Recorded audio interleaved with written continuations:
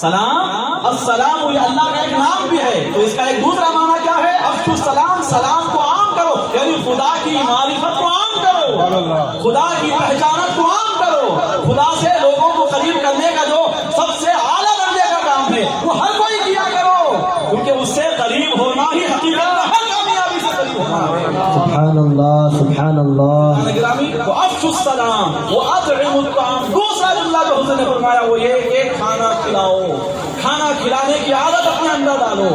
وَصِلُوا الْأَرْحَامَ، تیسرا ارشاد جو حضور نے فرمایا وہ یہ تھا کہ لوگوں صلہ رحمی کرو، رشتہ داروں سے اپنے رشتہ داری کو مضبوط کرو، رشتہ داروں سے بے وجہ بے بنیاد باتوں سے رشتہ نہ توڑو، رشتہ داری بڑی اہم چیز ہے، اپنے آپس کے رشتے کو مضبوط رکھو، اسے ٹوٹنے نہ دو۔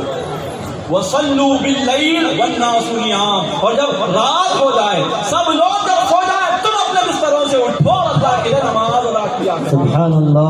سب سے پہلی نصیحت ہے حضور کے مدینہ منورہ میں، سلام عام کرو، کھانا کھلاؤ اور رشتہ داری کو مضبوط کرو۔ اور آخر میں فرما رہے ہیں وَصَلُّوا بِاللَّيْلِ وَالنَّاسُ نِيَامٌ، سب لوگ جب سو جائیں، خواب غفلت کے شکار ہو جائیں، تم چپکے سے اٹھو، مولا سے باتیں کرو، تم چپکے سے اٹھو، مولا سے مناجات کرو، تم چپکے سے اٹھو، اپنے جو بھی دکھڑے ہیں، درد ہیں، جو بھی اپنی منتیں سماجتیں ہیں، جو بھی اپنی باتیں ہیں، جو بھی تمہاری بگڑیاں بنانا چاہتے ہو، وہ رب سے کرو، کہو، کیونکہ رب آسمان دنیا پر ہر رات اپنی شان کے مطابق تشریف لاتا ہے۔